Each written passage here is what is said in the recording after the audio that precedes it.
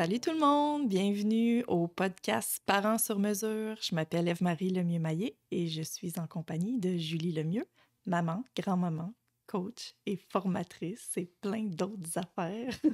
Bonjour Anne-Marie. Merci d'être là aujourd'hui avec moi. Merci, c'est un plaisir. Aujourd'hui, on avait envie de vous parler de la colère, mais cette fois chez les enfants. Démystifier un peu comment ça se passe, la colère chez les enfants, comment l'apprivoiser et comment développer des petits trucs pour mieux les accompagner, pour les aider à arrêter de craindre cette émotion qui est parfois mal comprise.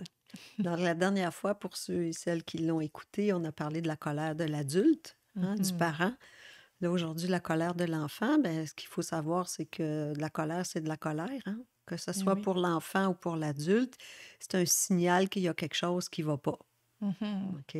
Donc, un enfant qui se met en colère, ben c'est parce que, comme l'adulte, soit il y a un besoin qui n'est pas répondu, soit il y a quelque chose avec lequel il n'est pas bien, il se sent impuissant, il a peur. Puis là, ben, la colère va être une façon d'essayer de reprendre du contrôle sur la situation. Donc, de se protéger d'un danger potentiel. Voilà. Puis, l'émotion, tu sais, la colère, ça fait peur à des adultes. Oui. Et ça peut être très épeurant pour les enfants aussi. Tu sais, quand ça nous envahit, les enfants, ils savent pas trop qu'est-ce qui se passe en eux. Ils savent pas toujours quoi faire avec cette émotion-là. Souvent, ils sont réactifs parce que leur cerveau n'a pas la maturité d'analyser ce qui se passe dans leur corps dans le moment pour trouver des moyens qui seront plus acceptables ou plus sains, en tout cas. Fait que souvent, c'est la réaction qu'on va voir plus que l'émotion. Puis je pense que c'est un piège, ça, en fait. on va en parler tout de suite.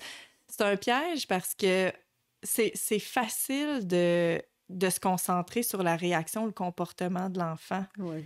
Puis la clé, c'est vraiment de se concentrer plutôt sur son émotion de colère, puis d'arrêter de démoniser cette émotion-là. Si on veut que l'enfant soit capable, à un moment donné, d'être capable de la gérer, entre guillemets, ou de mieux vivre avec, pour ça, il faut qu'il cesse de la craindre, puis il faut qu'il développe un rapport plus harmonieux avec cette émotion-là, puis ça va passer nécessairement par les adultes. Fait que déjà, si l'adulte n'est pas bien, lui, avec sa propre colère, ben il va avoir de la misère à guider l'enfant à être à l'aise avec sa colère. Puisque la majorité d'entre vous, vous le savez, maintenant, on en parle partout, c'est que le cerveau de l'enfant n'est pas assez mature pour être capable de gérer la colère comme nous, on peut arriver à le faire en tant qu'adulte. Puis même, on n'y arrive pas tout le temps. C'est ça. Donc, c'est une énergie qui est forte. Fait que l'enfant, ben lui, quand il vit ça, c'est comme... Il est pris avec ça, tu sais. Ma fille a demandé à mon petit-fils, à un moment donné, quand il avait 5 ans, comment il se sentait de lui donner une image ou faire un dessin, et il a dessiné un volcan. Puis il disait, c'est comme un volcan qui va exploser. Tu sais? Donc, quand on peut mettre, par exemple, avec l'enfant, des images sur son ressenti, ben c'est aidant. Ben oui. Oui, vraiment. Puis je pense qu'il y a tout un travail. Tu sais, autant... Je pense que apprivoiser cette émotion-là, c'est un travail qui peut se faire en parallèle ou en simultané. C'est-à-dire qu'on peut le faire pour soi puis le faire avec pour l'enfant. Tu sais, à partir du moment où on a comme une intention d'apprivoiser cette émotion-là, ben ça devient plus facile pour tout le monde. C'est comme, OK, c'est quelque chose qui se passe dans notre corps par moment. Des fois, l'enfant, comme l'adulte, va avoir ses propres déclencheurs. Puis ça va être c'est ça, d'avoir juste comme l'intention de l'accompagner là-dedans pour que ça devienne de plus en plus facile avec le temps. Oui, parce que si on veut faire un petit rappel pour les gens qui n'auraient pas écouté celle sur la colère des parents, c'est qu'une émotion, ça génère un cocktail d'hormones. Puis, entre autres, la colère, ça génère une décharge, entre autres, d'adrénaline, qui est une substance forte qui pousse à l'action. Ouais. OK? Donc, pour toutes les émotions, il y a des cocktails d'hormones comme ça. Puis ça arrive comme un pic. Mais si on donne la chance et on accueille ce qui est là dans notre corps, bien, le corps peut processer ces particules-là, ces hormones-là, OK? Sinon, on bloque, puis là, ben, ça reste actif. Puis c'est ça qui entretient, en tout cas, une des façons d'entretenir de la colère. Ouais. Puis, puis c'est ça, fait que de dédramatiser ce qui se passe pour l'enfant, puis aussi de faire tout le travail d'observation, tu sais.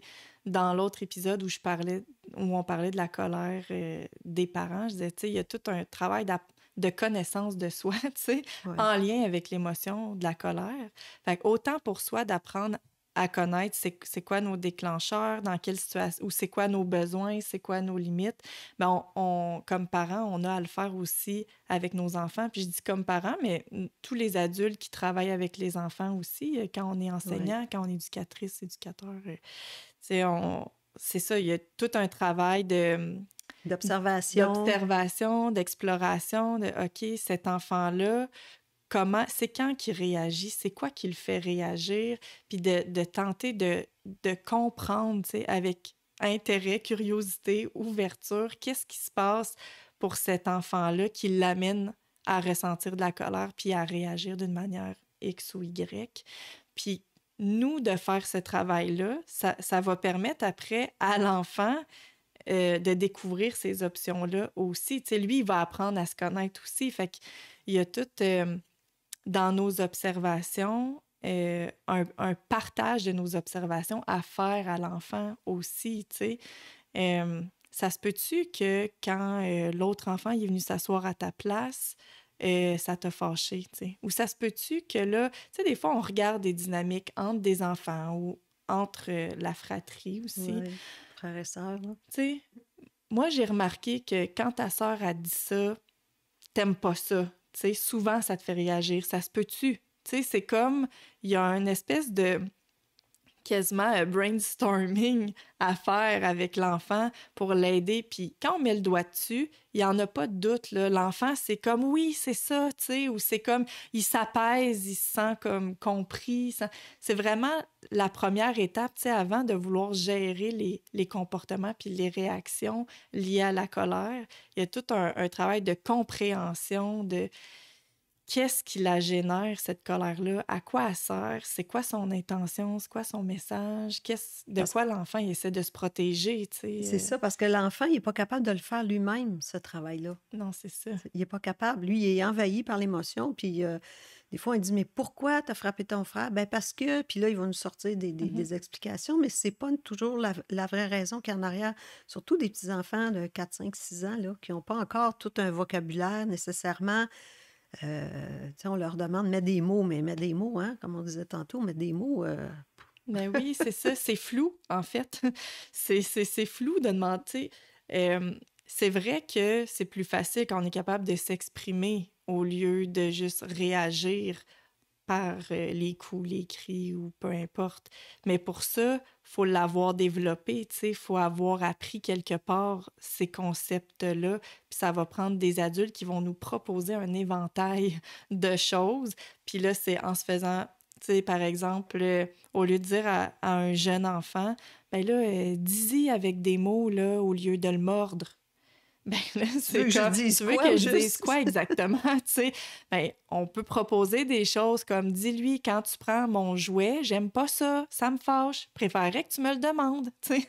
Ou quand t'as pris ma place tantôt, j'ai pas aimé ça, moi, quand tu vas aux toilettes, ben, je prends pas ta place, j'attends que tu reviennes, puis je te la laisse, ou si je veux quelque chose, je te le demande. Fait qu'ils ont comme besoin qu'on fasse ce travail-là de compréhension de qu'est-ce qui se passe, puis qu'on aille valider avec eux, c'est ça qui se passe. C'est ce que j'ai observé, là, c'est ça qui se passe pour toi, parce que des fois, on peut se tromper aussi, là, tu sais, c'est vraiment... Mais des fois, le fait de proposer quelque chose, ça permet à l'enfant de faire le tri, puis de dire, non, c'est pas ça, c'est ça. C'est ça, exactement. OK? Mais s'il n'y a rien qui lui est proposé, il sait pas, il faut penser que les lobes frontaux ne sont pas encore très actifs avant 7-8 ans comme il faut. C'est ça. Fait qu'ils ont besoin de nos lobes frontaux C'est ça.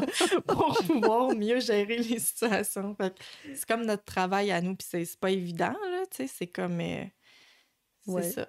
Puis, selon certaines études qui ont été faites, Quand on regarde des groupes sociaux, des sous-groupes dans des sociétés, moins il y a de vocabulaire, plus il y a de violence. Mais c'est sûr que si tu as juste un ou deux mots pour exprimer comment tu te sens ou pour exprimer ton mécontentement, Tu fais vite le tour. ben tu as vite fait le tour, puis après, ben tu te sens impuissant, fait que là, colère, ça, Ouais. violence. Donc l'enfant, le petit enfant de 2 ans, 3 ans, 4 ans, même 5 ans, 6 ans, il n'a pas encore tout le vocabulaire pour dire « je me sens comme ça », tu sais. Mais non, Il va l'apprendre tranquillement, mais avec l'adulte.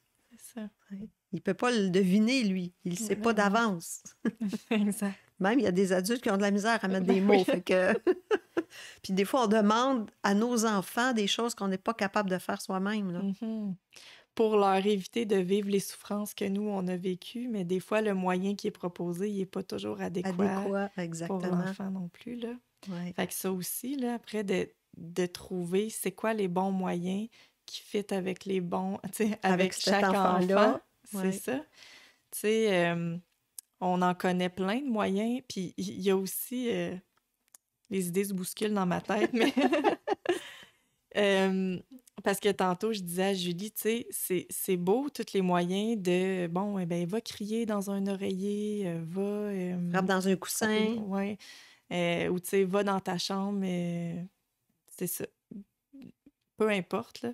Mais l'idée, c'est que le moyen réponde aux besoins. Tu sais, si l'enfant, il est fâché parce qu'il se sent incompris, puis qu'on lui demande d'aller crier dans un oreiller, ça va pas le soulager, là. Tu sais. Non, s'il est fâché contre le parent parce que le parent l'a pas écouté ou il a pas entendu, c'est pas crier dans un oreiller ou frapper dans sa chambre sur son matelas que ça va régler les choses. Non, c'est ça. Tu sais, s'il y a une petite accumulation, puis qu'on sent que l'enfant il est agité, puis qu'on n'a pas nécessairement trouvé c'est quoi, tu sais, oui, on peut le proposer à l'enfant. Tu sais, quand tu ressens ça dans ton corps, toi, ça te ferait-tu du bien? Ou tu sais, même, on peut y aller ensemble, on peut le faire ensemble, parce qu'il y a des enfants qui vont avoir besoin de rester en connexion puis en relation avec l'adulte aussi. Fait que si tu l'envoies faire quelque chose, là, lui, il n'y a plus la relation, il n'y a plus la connexion, fait que ça ne tentera pas, là.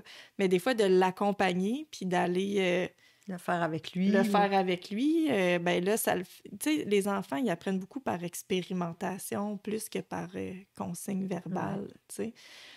À un moment donné, ils vont mettre les deux ensemble, là. Si on dit quelque chose, puis qu'on le fait avec lui, ben là, il enregistre qu'est-ce qu'on... Par exemple, frapper dans un coussin, ben là, il sait ce que ça veut dire parce qu'on l'a fait avec lui, là.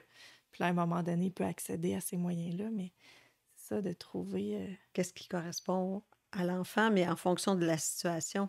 Oui, c'est ça. C'est pas parce qu'une fois frapper dans le coussin, c'était efficace que la fois d'après, ça va être efficace. Mm-hmm. C'est vraiment comme un travail de détective, là. Oui, c'est ça. Puis ce qui est super important, c'est que le parent ne coupe pas la connexion avec l'enfant quand il y a une colère. Puis des fois, on est tanné de cette colère, puis des crises et tout ça, là.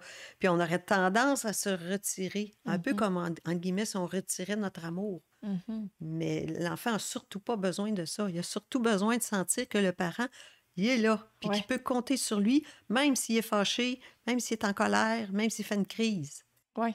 Puis là, j'entends déjà des parents dire « Ouais, mais là, si mon enfant, il me frappe ou si, tu sais, il crie ou il me pitch des objets, mais c'est sûr qu'il faut se protéger aussi, là. Il y a moyen de garder la connexion malgré une certaine distance. Oui, tout à Fait que fait. ça veut pas dire qu'il n'y ait pas de distance du tout. C'est-à-dire que nous, par exemple, on peut se retirer dans notre chambre, fermer la porte, puis mentionner à l'enfant qu'on est toujours là, de l'autre côté de la porte, qu'on a juste besoin d'un temps pour respirer. Ou à l'inverse, il y a des enfants, des fois, qui, eux, vont préférer aller dans leur chambre parce qu'ils se sentent en sécurité, c'est apaisant pour eux. Ils vont avoir besoin d'y aller, puis peut-être que nous, on va leur laisser leur bulle puis leur espace, mais quand même mentionner « je suis là de l'autre côté de la porte ». Quand tu seras prêt, si tu as envie de me parler, je suis juste là. C'est ça. C'est ça. Il y a des moyens de maintenir malgré... ben c'est ça. Qu'il y a des situations où on doit quand même se protéger. Oui.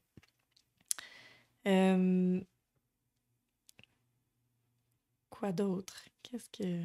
Qu'on voulait dire par rapport aux enfants. Ah oui, ben c'est ça. Des fois, il y a des déclencheurs, mais c'est aussi de garder en tête que des fois, on ne trouvera pas. Tout comme pour nous, ça nous arrive de ressentir des fois une émotion, on ne sait pas trop d'où ça vient, pourquoi c'est là, comment ça c'est. installé, mais c'est la même chose pour les enfants. Puis des fois, c'est pas, ça sera pas une réaction directe. Tu sais, des fois, c'est même à retardement. Tu sais, Ben, des des fois, c'est fois, à l'école là, c'est ou à ça. la garderie, puis là, l'enfant arrive à la maison dans son safe space. Mhm.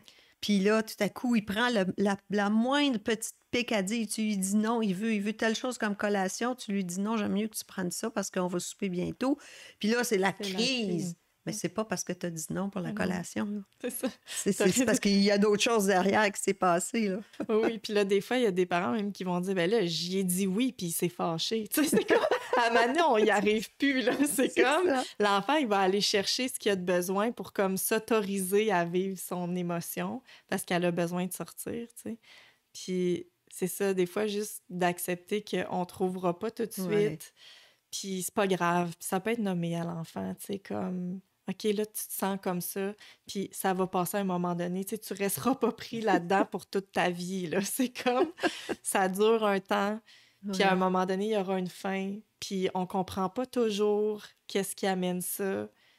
Fait que considérant que c'est là, considérant que là, tu te Ouais. sens pas bien, qu'est-ce qui te ferait du bien, tu sais? Qu'est-ce qui pourrait te supporter? Puis là, on peut donner des exemples, tu sais. Est-ce que prendre un bain, ça te ferait du bien? Est-ce que passer un moment tout seul ou passer un temps ensemble, que je te raconte une histoire ou que tu lises un livre ou peu importe, c'est comme Ouais. encore de l'exploration à faire, mais c'est ça, c'est comme trouver l'équilibre entre, c'est oui, observer, être à l'écoute, détecter c'est quoi qui déclenche l'enfant, qu'est-ce qui est spécifique à lui, trouver les bons moyens pour lui, puis en même temps, accepter qu'il y a des fois où On on trouve pas. trouvera pas, puis dans ce temps-là, on peut juste mettre des choses en place pour supporter pendant le moment d'inconfort, Ouais. puis à un moment donné, ça passe. Exactement. Je voulais rajouter quelque chose. Ça me revient, ça me revient. Oui, ça te revient, Julie, ça te revient. Ah oui, c'est ça.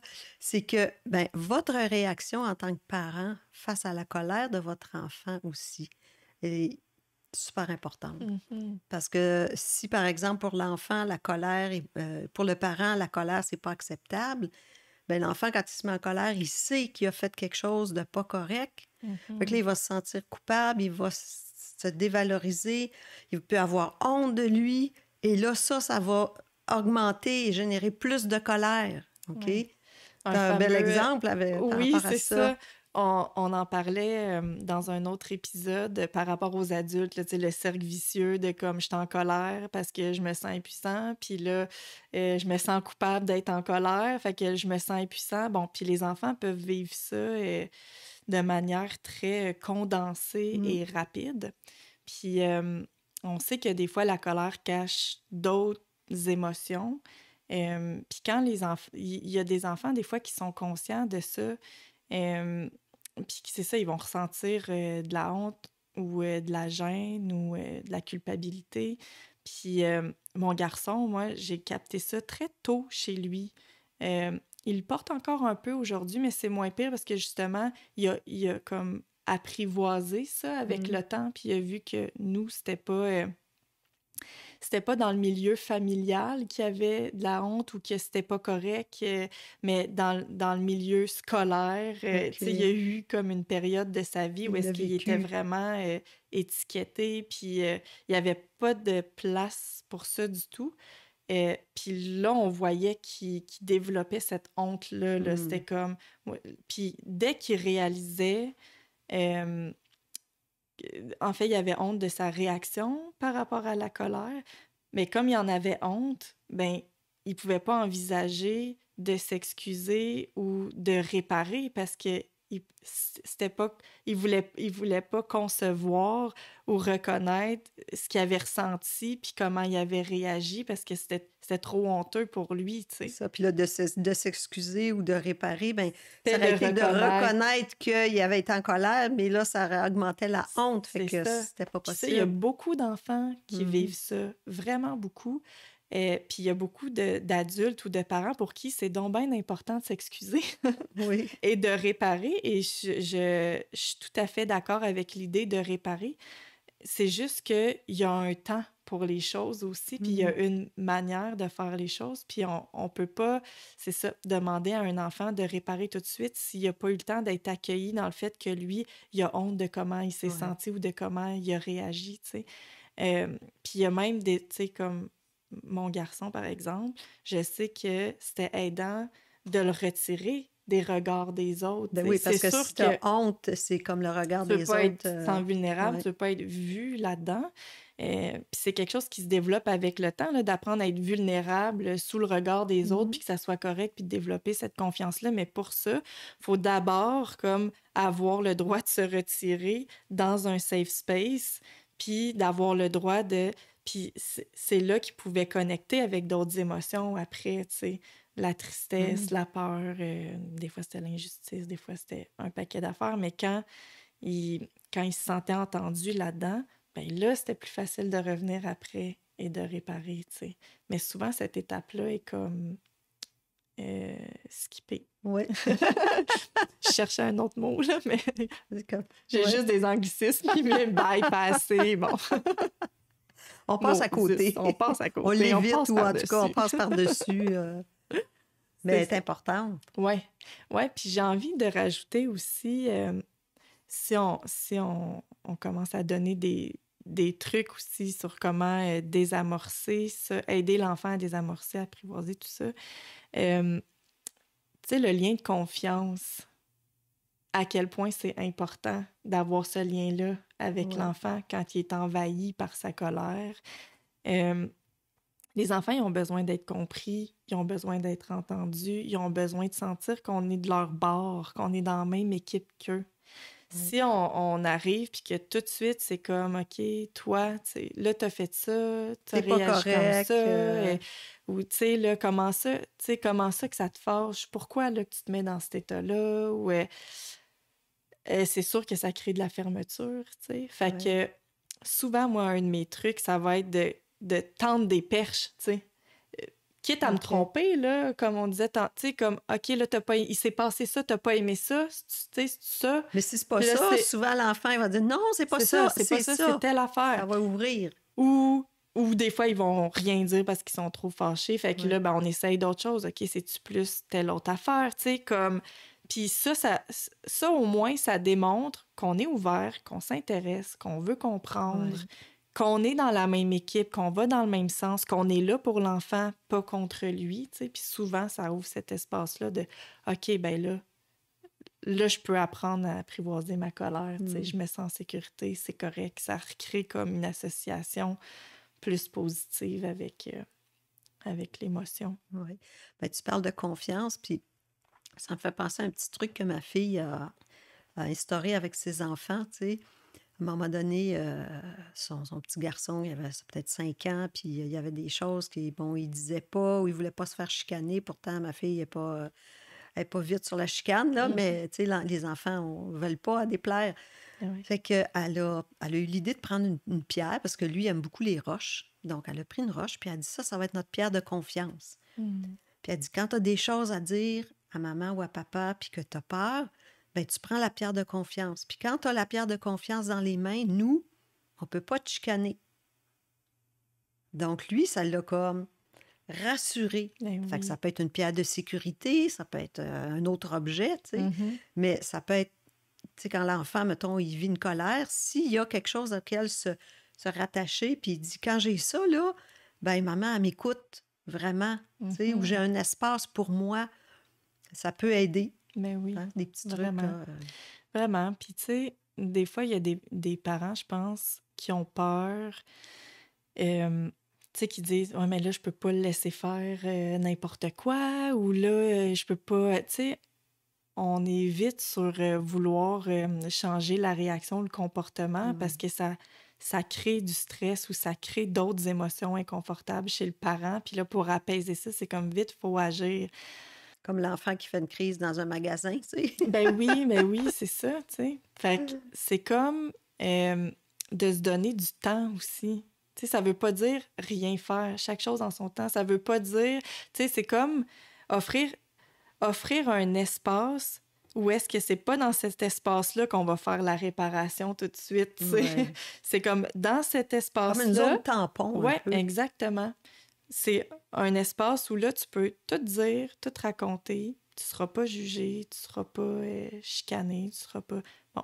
Puis une fois que ça va être fait, ben là, on regardera ensemble qu'est-ce qu'on peut faire pour réparer si il y a lieu, tu sais. S'il y a besoin d'une réparation, Ben oui, c'est c'est ça. tu sais. Puis qu'est-ce qu'on peut mettre en place peut-être pour une prochaine fois que quelque chose comme ça va arriver? Ah Comment ouais. ça pourrait se passer? Exact. Oui. Yeah. Fait que là, vous avez déjà quelques petits trucs. Hein? Puis vous, toujours, comme on en a parlé dans l'autre émission, mais la colère de votre enfant, quand vous avez mis plein de choses en place, puis que vous tentez de gérer ça le mieux possible, mais qu'il y a toujours encore des déclencheurs, puis que ça explose encore, bien là, c'est peut-être d'aller voir, est-ce que votre enfant ne porterait pas votre colère que vous n'avez pas exprimée? OK? Puis là, si vous voulez savoir de quoi on parle, allez écouter l'épisode précédent. C'est ça, l'épisode sur la colère des parents. Oui, parce qu'il y en a beaucoup, en tout cas, moi, des parents que j'accompagne, justement, tu sais, qui sont outillés, ils ont lu plein d'affaires, sont informés, sont bienveillants, ils ont mis plein de choses en place. Il y a plein de choses qui fonctionnent, mais des fois, il y a une situation ou une réaction ou une émotion qui persiste. Là, ils comprennent pas trop pourquoi. Puis régulièrement, ben là, ils réalisent que, oups, il y avait quelque chose qui portait, dont ils n'étaient pas conscients, en fait. C'est ça qui arrive, tu sais, on se rend pas compte. On est collé dessus, puis on occulte. Puis là, les enfants, à un moment donné, c'est comme, ah, OK. C'est comme le comportement de ton enfant. Des fois, il te dit, maman ou papa, il y a un petit ménage à faire à l'intérieur de toi, qui est une petite zone d'ombre encore. Oui, puis c'est pas tout le temps, tu sais. Il faut pas tomber non plus dans chaque fois que l'enfant, il vit une colère, bon, c'est-tu... Tu sais, l'idée, c'est pas de se culpabiliser puis de se dire, bon, mais c'est ça, il est fâché, ça doit être parce que là, j'ai vécu une frustration, tu sais. Puis là, encore, c'est pas ça, là, tu sais, l'enfant, il a ses choses à lui, là, puis il vit ses choses à lui aussi, là. On commence avec ça aussi, tu sais, on va d'abord faire l'exploration pour l'enfant puis essayer de comprendre qu'est-ce qui se passe pour lui, puis trouver les bons moyens pour le supporter.